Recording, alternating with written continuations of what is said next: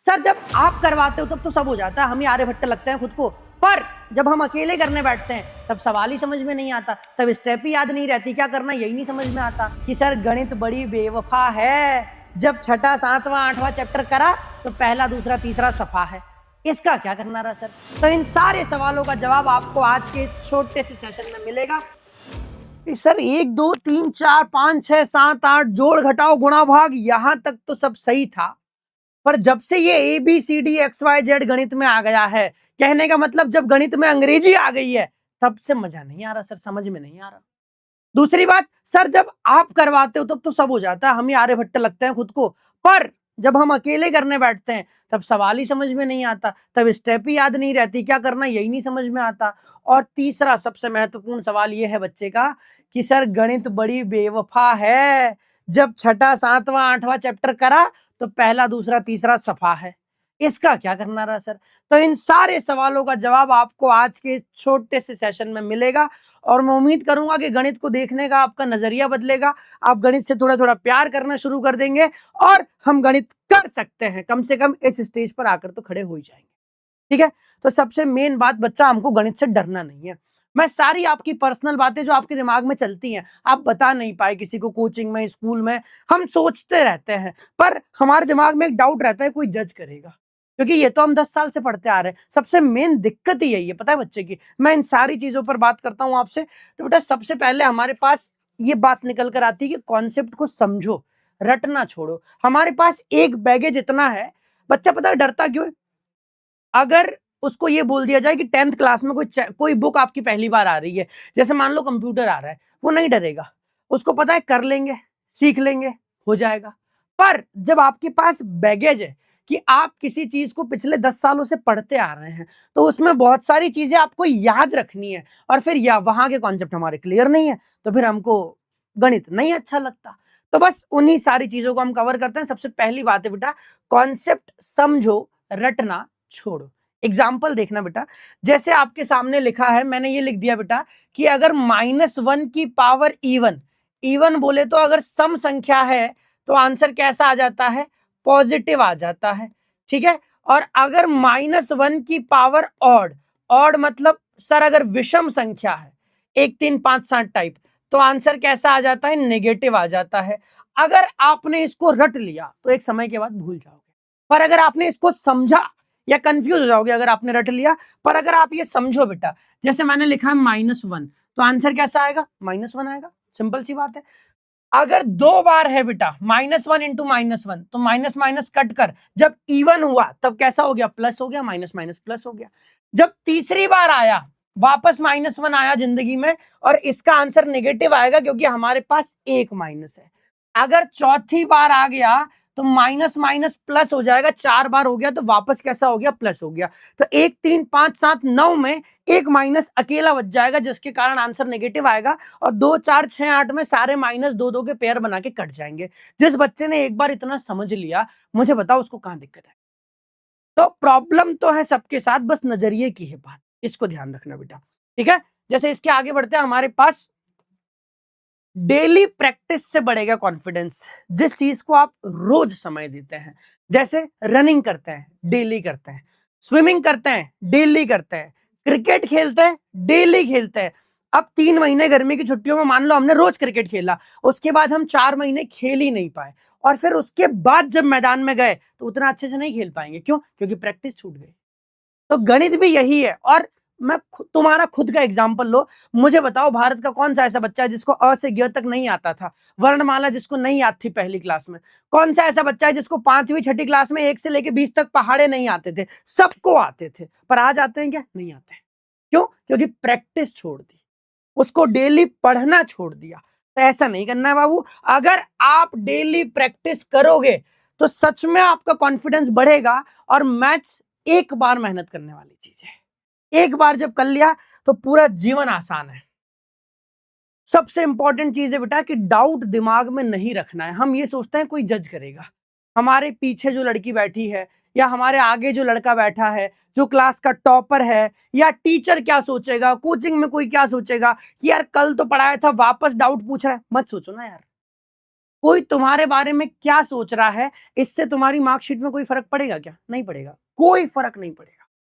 पर तुमने उस डाउट को सुधार कर कितनी उसमें मास्टरी करी, कितना एग्जाम में अटेम्प्ट कराए, उससे फर्क पड़ेगा।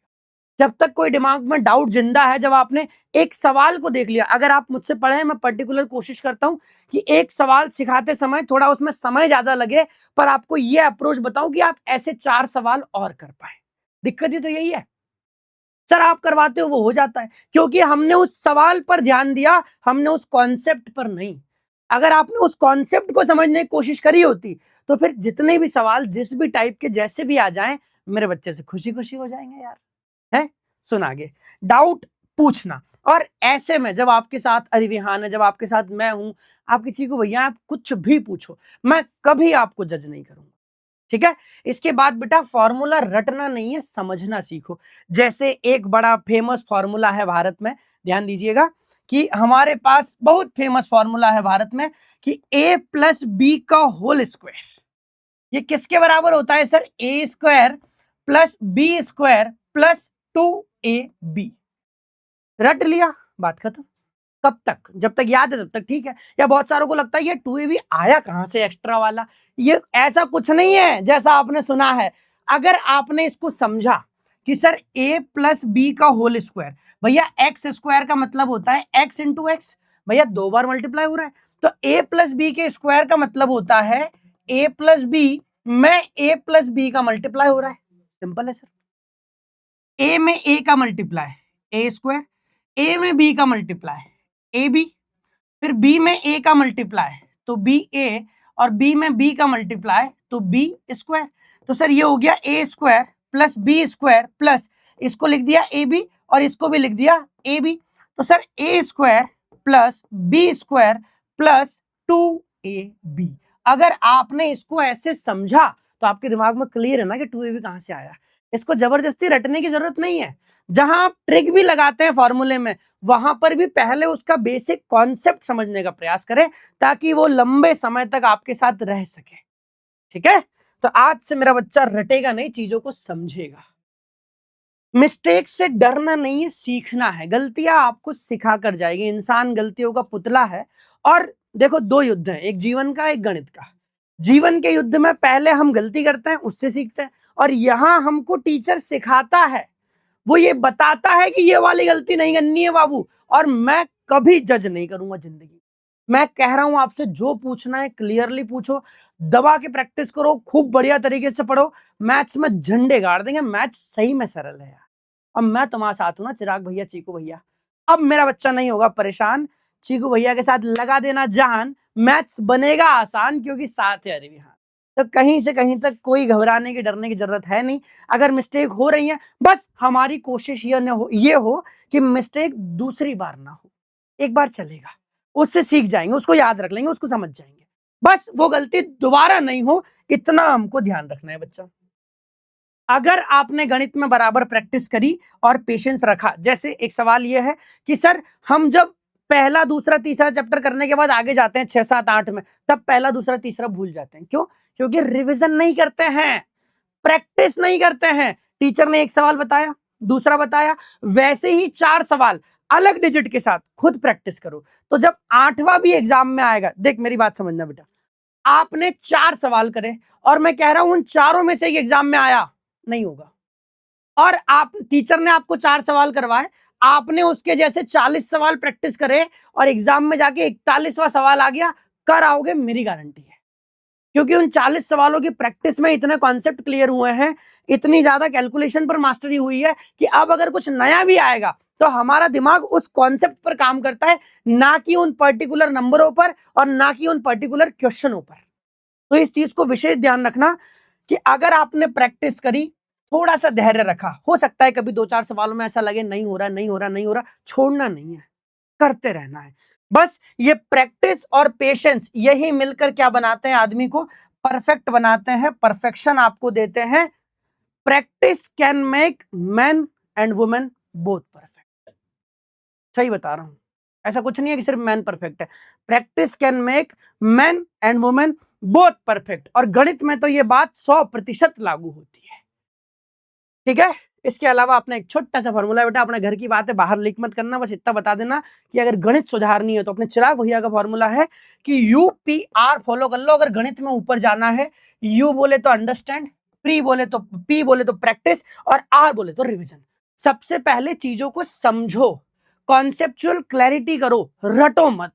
दूसरी बात, जब समझ गए तो उसकी प्रैक्टिस करो, 4 दिन 8 दिन, मतलब वीकली प्रैक्टिस करो, मंथली प्रैक्टिस करो, ताकि वो जो डाउट था ना कि पीछे वाले चैप्टर नहीं हो रहे हमसे, वो भी हो जाएंगे जब आप आगे बढ़ोगे तब। ठीक है, अगर चीजों को समझकर प्रैक्टिस करोगे और समय समय पर रिवीजन करोगे तो कौन मेरे बच्चे को 100 में से 100 लाने में रोक सकता है गणित में। ऐसा विषय आपने सुना होगा, गणित में 100 में से 100 आ सकते हैं, और बस आपको इसको सिद्ध करके दिखाना है। ठीक है, और यार सच बताऊं ना, मैथ्स इज फन, कोई दिक्कत वाली बात ही नहीं है, बहुत बढ़िया सब्जेक्ट है। अगर आपने एक बार अगर आपने दिल से पढ़ लिया कि पॉलिनोमियल क्या होता है, वेरिएबल क्या होता है, कांस्टेंट क्या होता है, कोफिशिएंट क्या होता है, कैसे काम करते हैं, कैसे जोड़ते हैं, कैसे घटाते हैं, कैसे कॉमन लेते हैं, तो हर चैप्टर में वही हो रहा है और वही हमको करना है। तो मेरा बच्चा मुझे वादा करके जाएगा कि सर आज से मैं अपना 100% दूंगा, और मुझे कमेंट सेक्शन में एक कमेंट की भरमार चाहिए कि sir maths is fun, maths में मजा आता है सर, जब आप पढ़ाते हो तो मैथ्स करने में मजा आता है, ये पूरे कमेंट्स में भरा होना चाहिए, maths is fun, maths is fun, maths is fun. और जब भी गणित परेशान करे, ये 4 लाइनें हमेशा याद रखना कि अब मेरा बच्चा नहीं होगा परेशान, चिराग भैया के साथ लगा देना जान, मैथ्स बनेगा आसान क्योंकि साथ है। तो मिलेंगे ऐसे ही किसी मजेदार सेशन में, तब तक अपना ध्यान रखना, पढ़ते रहना, मैथ्स इज फन पूरे कमेंट सेक्शन में चाहिए। और कोई आपका डाउट हो कि आपके चीकू भैया गणित को आसान बनाने के लिए आपके लिए क्या कर सकते हैं, तो जरूर पूछना। जय हिंद, जय भारत, जय जय मैथ्स।